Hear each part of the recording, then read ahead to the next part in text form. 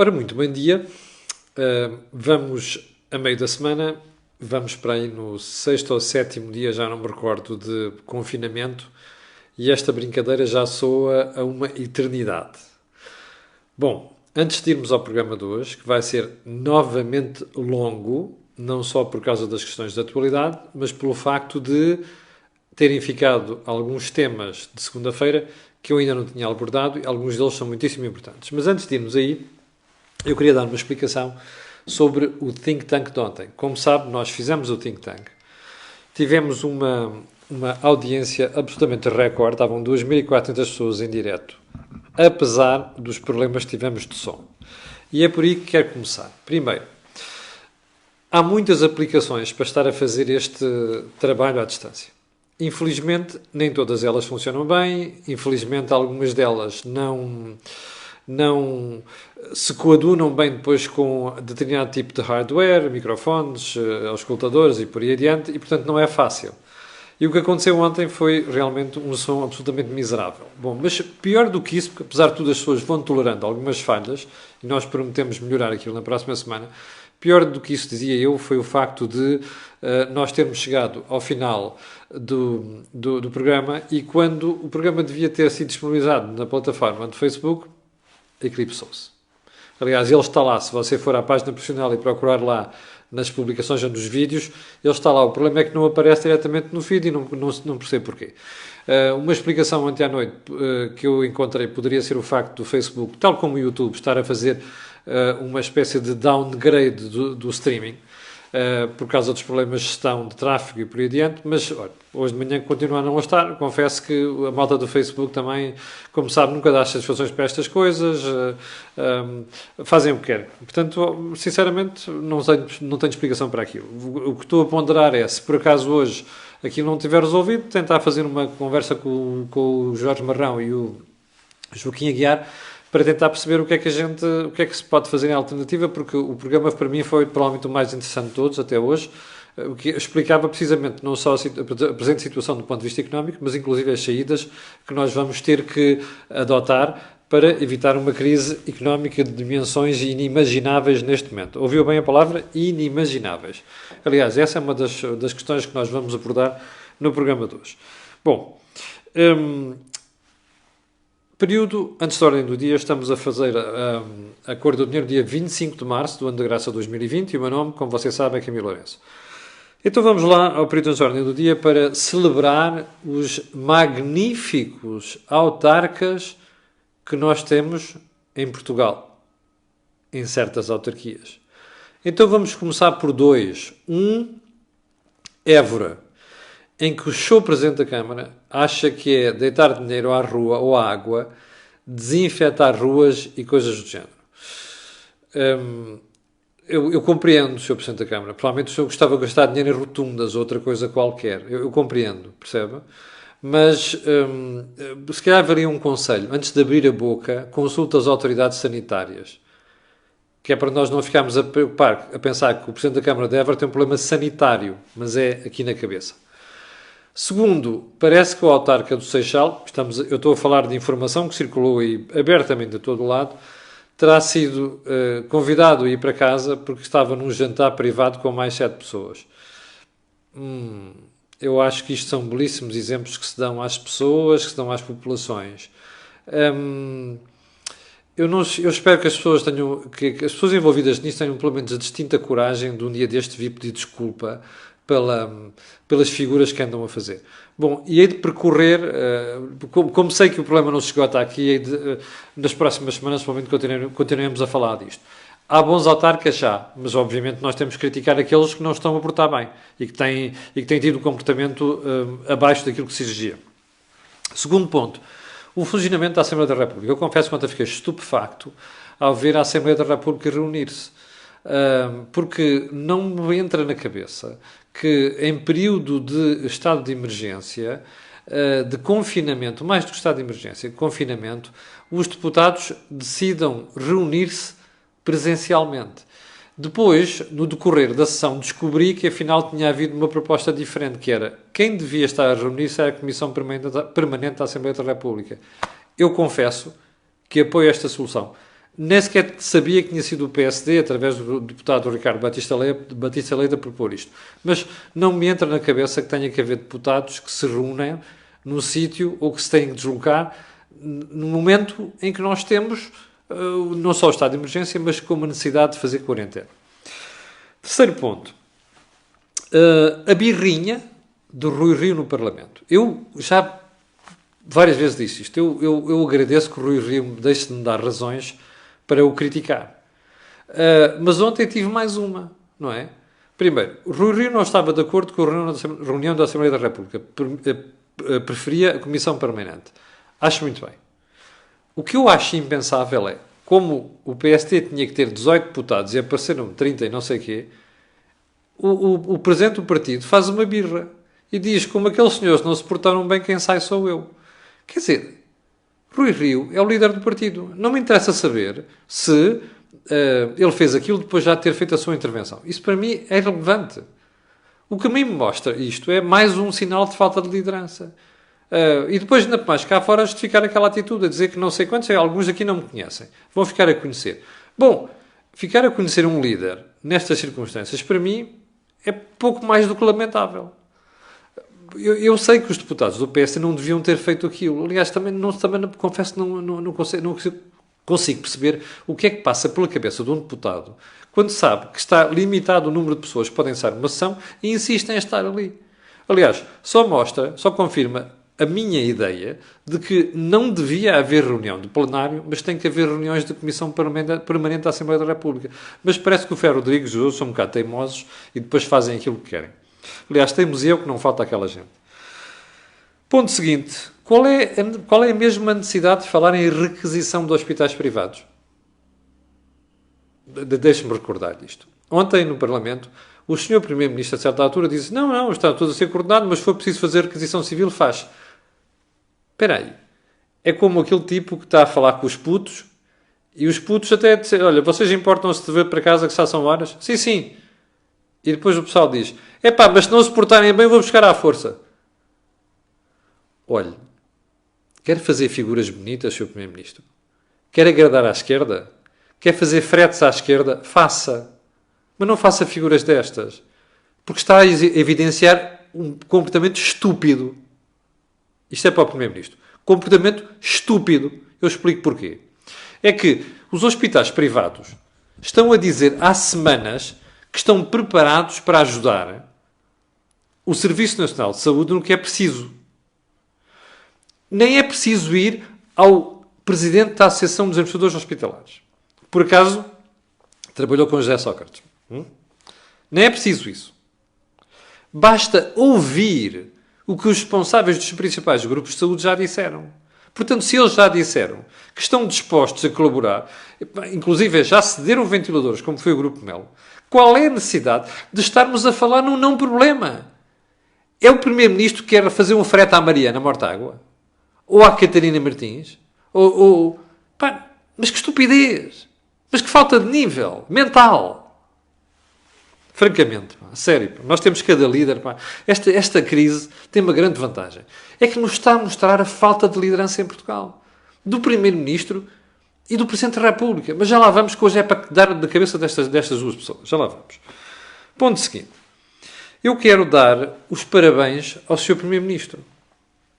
A sério, quero dar os parabéns a António Costa. Sabem porquê?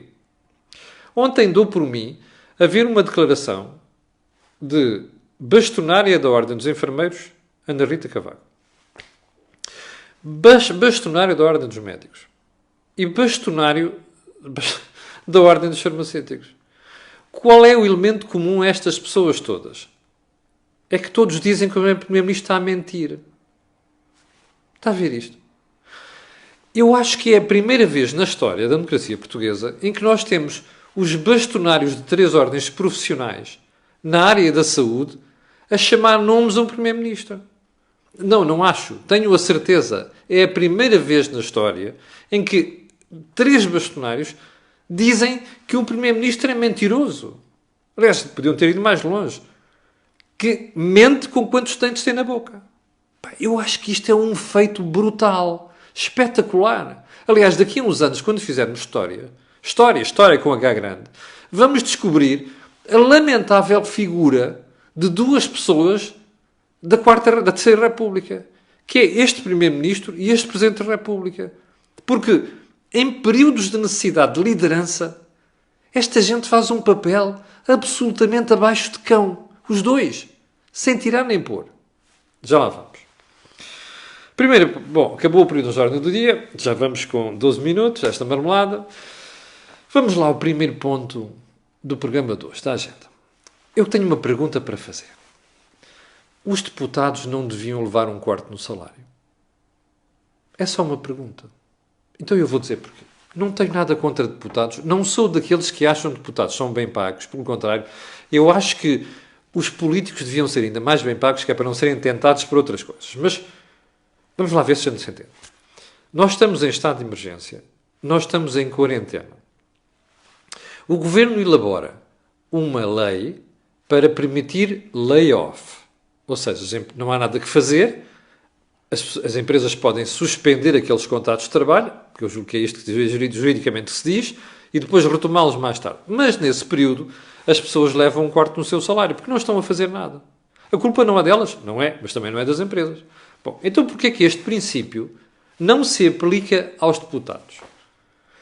Como ouvimos ontem, a Assembleia da República vai continuar a reunir-se. Mas, pelos vistos, não é preciso ter lá os deputados todos, não é? Bom, se calhar nós vamos chegar à conclusão nas próximas semanas que não faz sequer sentido ter lá os deputados. E, portanto, a pergunta fica. Espera aí, mais.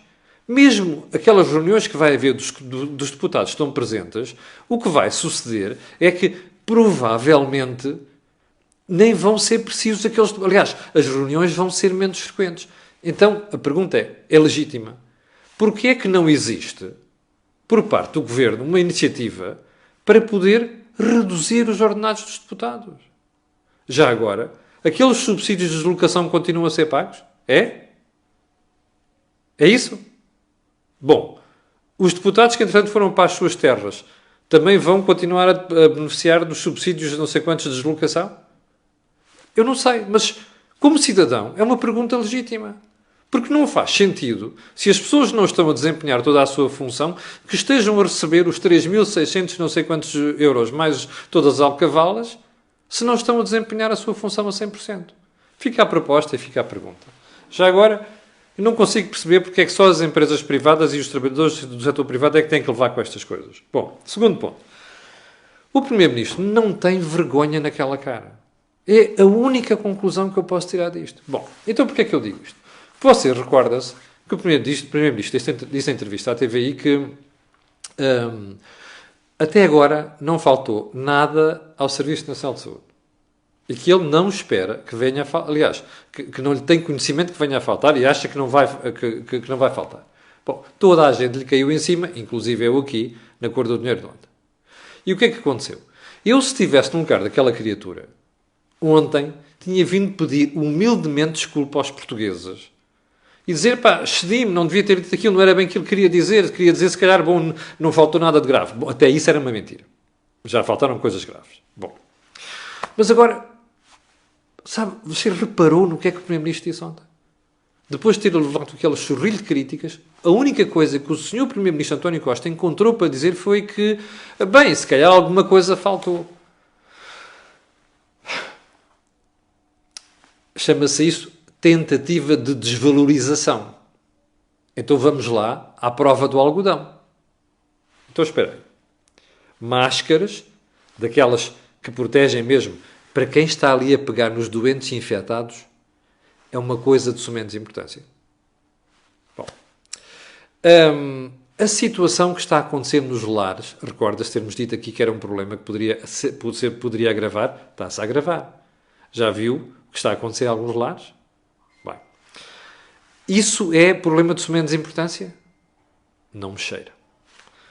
Ventiladores que faltam em hospitais. É um problema de sumenos importância? Bom, quer que eu não fique por aqui? Eu não fico por aqui.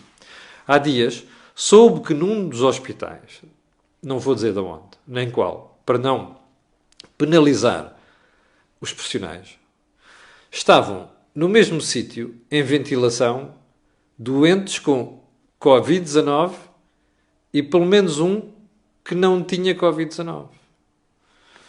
Valha-me Deus, eu não sou médico, mas não era melhor isolar quem tem Covid-19 e quem não tem Covid-19? Não? É que quem estava também entubado tinha problemas respiratórios. É fácil perceber o que é que pode acontecer. Diga uma coisa, é estas coisas que o Primeiro-Ministro dizia ontem, que afinal alguma coisa pode ter faltado? Não, Sr. Primeiro-Ministro, não é alguma coisa. Falta muita coisa e coisa fundamental e grave para a saúde das pessoas, para a integridade física das pessoas. Todos os dias, hoje de manhã estava eu a abrir o Facebook e já tinha novos pedidos de profissionais de saúde a dizer que não têm material, nomeadamente material de proteção. Bom, as empresas privadas, até a Auto Europa, está a fazer material para hospitais. No meio deste pandemónio, desta pouca vergonha e desta impreparação total, nós temos o Primeiro-Ministro que nos vem dizer que não faltou nada no SNS. Bom, se isto não é falta de liderança e se isto não é falta de vergonha, eu não sei o que é. Mas também vou-lhe fazer vou-lhe pedir para recuar um bocado no tempo. Você recorda-se de 2017? Recorda-se de Tancos e de outras peripécias que Portugal teve nos últimos 5 anos? Qual foi o comentário do Primeiro-Ministro? Nunca tem culpa de nada, lembra-se? Não é nada com ele.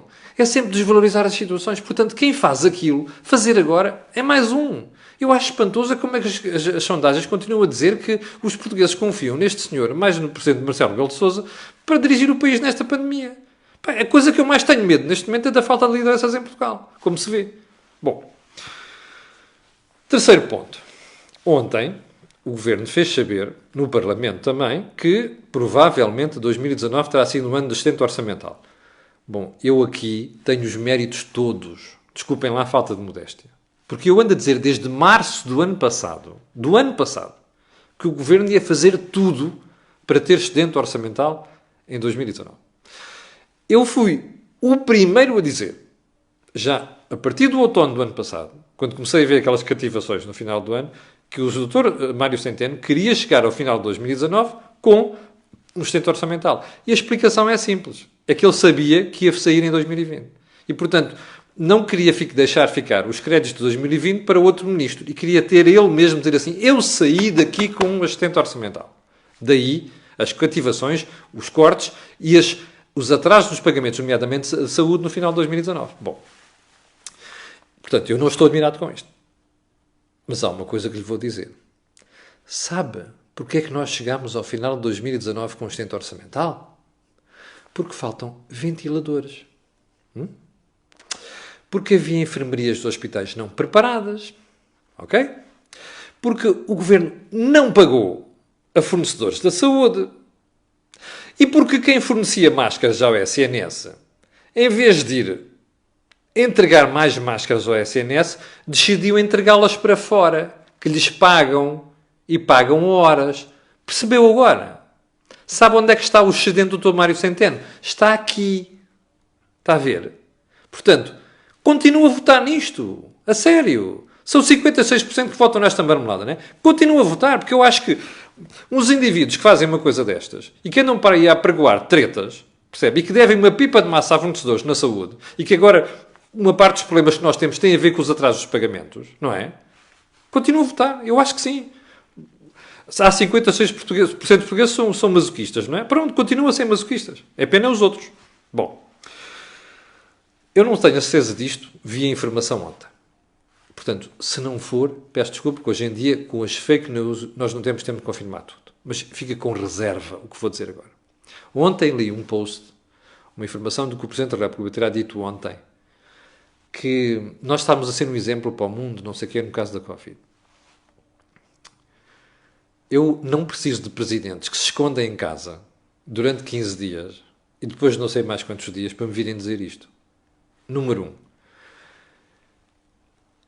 O Presidente da República deve ter olhado para as sondagens ontem e visto que António Costa subiu e ele desceu e deve estar preocupado. E, portanto, vai de lá e sai cada coisa da boca.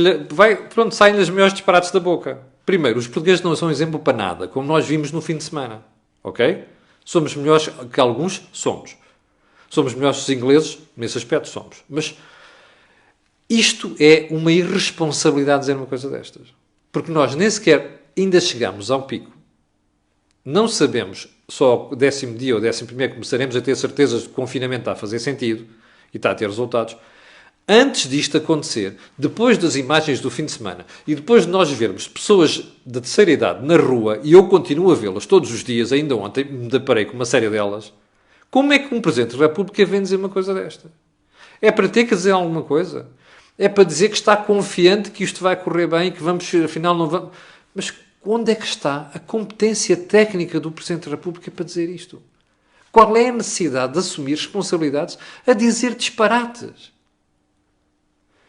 Sabe o que é que verdadeiramente me preocupa como cidadão? É ver que numa pandemia nós não temos um Primeiro-Ministro e um Presidente da República à altura. Ou seja, liderança zero. Que é para não dizer abaixo de zero. Isso é que me preocupa. Ponto seguinte. Vamos então só mais um pontinho. Ontem o Primeiro-Ministro reuniu-se com os deputados do Partido Socialista. Você nem queira saber o que houve ali. Primeiro, houve gente... Eu vou-lhe dar uma novidade. Os jornais ainda não disseram. Bom, daquilo que eu li, pelo menos. Só que hoje em dia também há tanta fonte de informação que posso estar enganado. Há uma coisa que lhe vou dizer. Houve gente que criticou ontem o Primeiro-Ministro por causa da tirada do ainda não faltou nada ao SNS. Portanto, eu quero dar os parabéns a quem dentro do Partido Socialista teve coragem de criticar o seu Primeiro-Ministro por causa disto. Primeiro.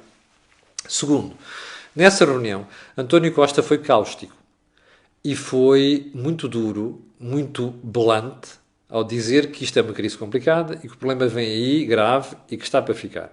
Ainda bem que o Sr. Presidente da República disse isto.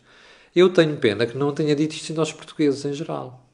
Bom, por exemplo, falar do desemprego que vem aí. Falar da queda do produto que vem aí. Isto leva-nos ao ponto seguinte. Eu tive um rol enorme de mensagens de espectadores a perguntarem-me a mim, ao Jorge Marrão e ao Joaquim Aguiar o que é que vai acontecer à economia. A economia vai cair 10%, como se está a dizer, e o desemprego vai passar os 10%. Olha, eu não gosto de fazer futurologia, mas vou-lhe dizer uma coisa. A forma como a atividade económica caiu, a forma como o turismo caiu e vai cair ainda mais, eu acho que 10% é um sonho. Ok? Se as coisas se mantiverem como estão. Nestas coisas, às vezes o cenário muda radicalmente de um dia para o outro. Se nós daqui a uma semana descobrimos que há um cocktail não sei quantos que reduz esta coisa drasticamente, previne não sei quantos, as coisas podem mudar. Mas há uma coisa que lhe vou dizer. Está a ver aquele anúncio do quando você senta dentro do avião, aperte o cinto de segurança? Pronto. É o conselho que vou dar. Aperte o cinto de segurança. E mais, você recorda-se das vezes que eu andei aqui a pedir às pessoas para não se endividarem, nomeadamente crédito ao consumo. Lembra-se de ouvir isto? Está a ver porque é que são estes conselhos? O desemprego vai subir verticalmente. A economia vai fazer um mergulho daqueles com triplo salto mortal encarpado de costas. Está a perceber? Portanto, eu não lhe quero avançar números, mas suspeito que quem está a fazer contas neste momento sobre o comportamento da economia e do desemprego e não sei das quantas, está enganado. Ou melhor, está a ser otimista. Suspeito eu. E juro-lhe uma coisa, não tenho prazer nenhum em dizer isto. E não tenho prazer nenhum em prever que há mais gente que vai para o desemprego e em prever que o mergulho vai ser imortal encarpado de costas. Ok? Não tenho orgulho nenhum. Isto é uma coisa que me preocupa, porque é um double whammy, está a ver? Já levámos uma porrada monumental à conta dos erros que cometemos que nos levou a chamar a Troika e agora levamos com esta. Esta não temos culpa. A outra tivemos, não é? Pelo comportamento irresponsável de um Primeiro-Ministro. Você está farto de me ouvir falar disto aqui. Bom, ponto seguinte. E houve alguém que perguntou assim, então, mas o desemprego pode encostar nos 15%? Não sei, eu acho que sim. Mas tudo vai depender das próximas semanas. E tudo vai depender, e isto é que me preocupa. Você só ouviu ontem, aqueles que tiveram a felicidade de ver o Think Tank em direto ontem, perceberam isto. Há ali um problema complicado que nós não vamos conseguir resolver já. E que eu vou deixar para a análise mais desenvolvida para amanhã e depois da manhã, que estou à espera de notícias. As medidas que o Governo está a tomar, centradas, como eu lhe disse ontem, no layoff e nos empréstimos às empresas, não vão funcionar bem.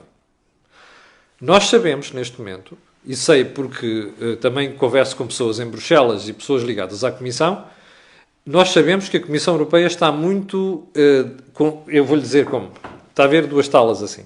É típico, a Comissão Europeia costuma ser assim, duas talas. E é, assustou-se muito e entrou em pânico. São as três fases. E eu já vou falar da Úrsula daqui a bocadinho, que é um bom exemplo disso. Mas a Comissão Europeia é muito teimosa. Tem lá gente que é muito dura. E então, o que é que fez? Espetou duas talas e disse assim aos governos: podem fazer isto, até podem dar dinheiro se quiserem. Mas depois, não têm a flexibilidade para aceitar que há coisas criativas que deviam estar a fazer neste momento. E daí a pergunta que eu recebi de muita gente nos últimos dias, que é: você não acha que a Comissão Europeia está a cometer os mesmos erros de 2008 e 2019? Bom, no conteúdo não, mas no processo sim. E o que é que eu quero dizer com o processo? É esta inação, esta demora, esta falta de criatividade em adotar soluções que podiam ser mais adequadas para além daquelas que neste momento está a autorizar os Estados a fazer. E eu tenho muita pena disso. E sabe porquê? Por uma razão muito simples que até você percebe. Pode não ser economista, pode não ser gestor, que é assim. Quando nós estamos perante uma situação destas, o tempo conta. O tempo não são 6 meses, não são 3 meses. O tempo é 1 semana, 2 semanas. Há países onde a tradição industrial é muito maior, o impacto vai demorar mais. Mas há países onde os serviços têm um peso muito grande, como é Portugal, nomeadamente no turismo. E, portanto, qualquer variação aqui, a porrada na economia é brutal. E no desemprego. E, portanto, nós estamos na linha da frente. Como se costuma dizer, em linguagem corrente, isto é carne para canhão. Você dirá assim: lá está você a falar mal. A história do layoff é boa. Houve um espectador que me escreveu a dizer assim: epá, o seu colega não sei quantos na televisão, o outro colega não sei quantos na televisão dizem que a questão do layoff é boa. Bom, eu não vou comentar o que dizem os meus colegas. Até porque alguns dos meus colegas andam a fazer fretes ao governo. Percebe? Há uma razão para eu não voltar à televisão neste momento. Mas, enfim, isto é outra história. Bom, mas deixe-me dizer-lhe uma coisa. Eu estou-me a marimbar para o que os meus colegas dizem. Eu estou preocupado com os exemplos que já estou a ver. E já estou a ver 1 ou 2 exemplos que mostram que isto não vai correr bem. Mas como hoje já não temos tempo, e como eu quero confirmar mais uma ou 2 coisas, fica prometido que eu, ou amanhã ou depois da manhã, eu vou-lhe dar exemplos que está a passar já e que mostram que isto não vai correr bem. Inclusive a aplicação de algumas medidas que o Governo está para aí a planear. Já agora, para aqueles que continuam para aqui a escrever muito zangados, a dizer que eu, Jorge Marrão e Joaquim Aguiar apoiamos os bancos neste processo de distribuição do dinheiro e que o Estado devia distribuir dinheiro diretamente às empresas, e deixem-me fazer uma pergunta. Vocês são ingênuos ou fazem-se?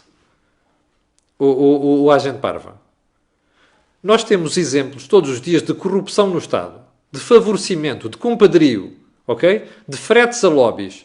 E ainda me estão a dizer que é melhor ser o Estado a distribuir diretamente o dinheiro? Francamente, ganhem juízo. Então, quando se meter os autarcas nisto, é uma desgraça completa. Está a perceber? Juízo. O Estado com a mão fora do pote. O dinheiro que vai aparecer é bom que vá mesmo para os bancos. Não são santinhos, não são. Mas se fixar regras claras e fiscalizar os bancos, a coisa vai ao sítio. Bom, estamos com 31 minutos. Não podemos continuar isto assim. Eu prometo amanhã comentar as coisas que não comentei aqui hoje, inclusive dar alguns daqueles exemplos, se for possível amanhã. Se não, será na sexta-feira. Para o final, quero voltar a pedir desculpa pelo facto do vídeo do Think Tank não estar disponível. Não sei o que é que o Facebook vai fazer com aquilo. Para o final, quero pedir aquilo que peço sempre. Não batemos o recorde ontem. Ontem foram 7.480 não sei quantos espectadores. Hoje são 7.200 e não sei o quê. Mas, enfim, é um grande score. Quero agradecer a estas 7.200 pessoas que estão em direto e àqueles que vão ver e pedir aquilo que peço sempre, colocar um gosto, fazer partilha nas redes sociais, porque aquilo que houve aqui não houve em mais sítio nenhum. Obrigado, com licença, e até amanhã às 8.